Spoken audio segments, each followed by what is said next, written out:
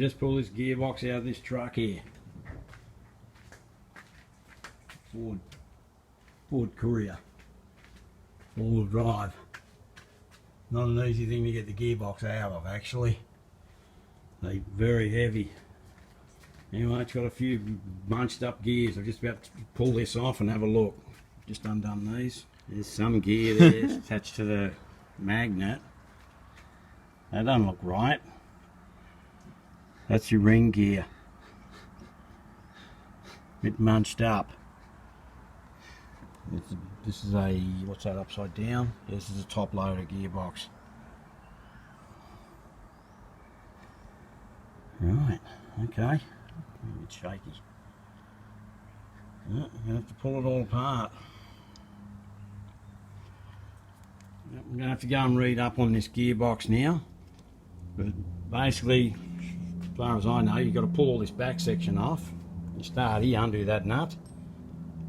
Take the transfer case off. Remove this section. That's where your reverse is in there.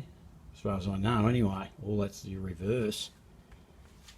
That bit there's got to come out first, this top section. That's the bottom actually.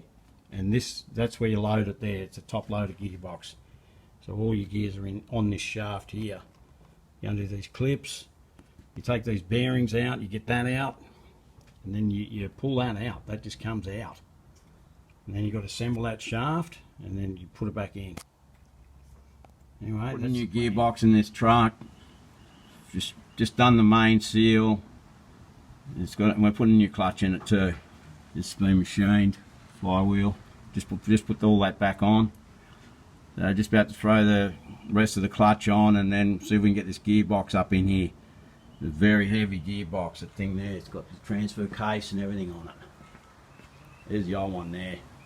We were gonna fix the old one, but to buy the parts was $750 just to buy the basic kit, and we still needed some gears, and picked that one up for $13.50. It's fully recode. The guy spent $3 grand, or how much did he spend? $2,500 getting that recode. That's why it's all nice and silver. And we're just using his transfer case, but we've got a spare one now. Alright, there's the new clutch in. Now we've just got to get that gearbox up in here. Sounds easy, but it's very heavy. I'm going to go and borrow a transmission jack. I don't have one. And we can just borrow one from your mate down the road. We've got that up on there, not easy. Just anything holding it, there's that strap. It doesn't balance or nothing, but good luck getting that in without that stand. That thing's very heavy. I don't know what it weighs. What do you reckon that weighs? It'd be easy, 100 kilos. That'd have to be 100 kilo. That thing weighs a ton. It could be more than that. I don't know what it weighs, but it's a lot. It's awkward. Anyway, we've got to get that up in there next. Yep, we've got the gearbox in. Just putting the fluids in it, and then it's got to drop it down and put the shifter on. Not an easy vehicle to put the gearbox in, I tell you that. Without that thing there, you'd never get it in. Tail shaft, everything's back in. But yeah, some of these bolts are very hard to get at. I've still got to just check one bolt at the top. But everything's in, the clutch is hooked up, it's all wired. Just like I said, we're just putting the oil in it, she's good to go. That's good. Alright, just got to put the shifters back together now. And I didn't really pull this bit apart, so I've got to just find everything. Should be here somewhere. Well, it looks like most of the screws are there. And yeah, they just push in those things, and then you screw them, bolt them down. So should be pretty straightforward.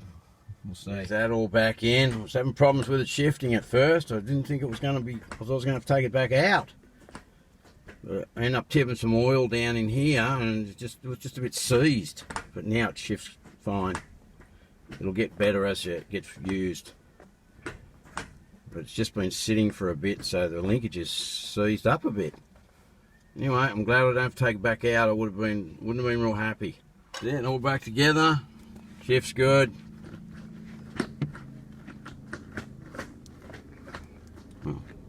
It shifts. It'll get better. It's fifth. It works. Just needs to be worked a bit. The thing's been stored sitting on its end, so all the oils run. I don't know, that's my excuse anyway. Once I poured a bit of oil down there and start working it, it'd come good. So it's better than having to pull it back out. You know, let's pull it back out and put it back in, there's another 10 hours work. I don't want to do that. Anyway, next job I've got to put in some glow plugs. That's what I'm doing right now. Glow plugs are down in there. There's 4 of them. 1, 2, 3, 4. We've got to move some of this stuff out of the way. First thing I'll do is disconnect the battery. That rail there's live. That's got power to it. That rail, it feeds each one. It's a live rail, so we've got to disconnect the battery. There's a new glow plug there. It's 12mm. You just want to get a long socket to take these off. You do not want to strip it. That's not an option. And it's good to put just a little bit of something on the threads here. If you ever got to pull it back off, it makes it easier. So they're fairly easy. You just take that live rail off and you just pull them out, but you've got to make sure you do not stuff it up. Otherwise, good luck getting that off.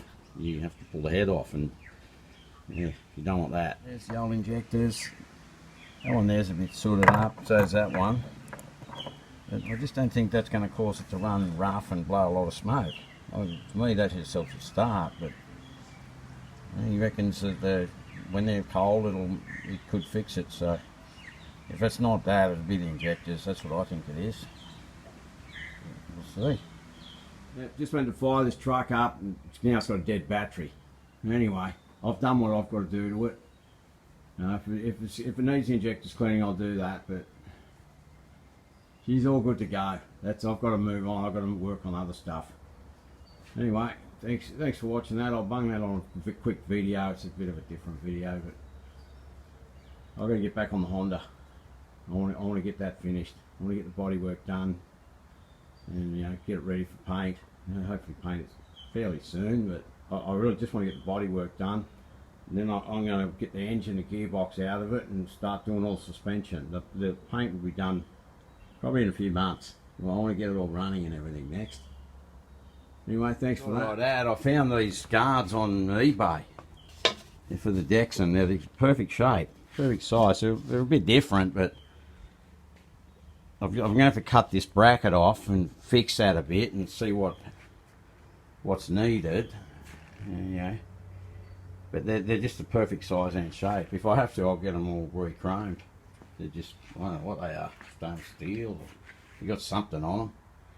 I don't think they're stainless. Whatever they are. They just need a bit of straightening and get that bracket off it. But I'm going to leave this bracket, one of the best one I'll keep for the front, and I'll use some of that bracket and see what I can, whether I mount the thing down low on the tyre or up higher like it originally was. It was up mounted high like a trail bike. Some had it down on the tyre, some had it up. We actually had both, but my one was up high like a trail bike. Anyway, I'll just cut one of these brackets off and see how it looks. There's one there. Just marked them and ground out the spot welds. I'll just dress that up. I'm pretty sure I'll get this re-chromed, this guard, and the other one, but I only need to really take this bracket fully off one. I'll just whip the other side off now. Good. I've got myself a rear mud guard. Once that's bolted into place, that'll look good. I just got to file that up, and I'll probably get it chromed. Why not? Chromed everything else. Now I've just got to figure out a bracket system for this front guard. It's a bit bent and stuff, but I'll fix all that. This one was the same. Now it's nice and straight. That one, that was the first one I did, come off in a few pieces, but I managed to get this one off in one piece. You just grind down the spot welds and just work it. It came off. Very happy with that. Now I've also managed to track down an exact replica of the original tail light. That's also coming from Taiwan. These mudguards, I got them from India, 9 days. They were sitting here. I couldn't believe it. Anyway, this is a little bit of progress on the Deckson. I've got myself some mudguards and a tail light. And basically that's all I need. Unless I'll probably get blinkers and mirrors. And then it's done. Anyway, thanks for that.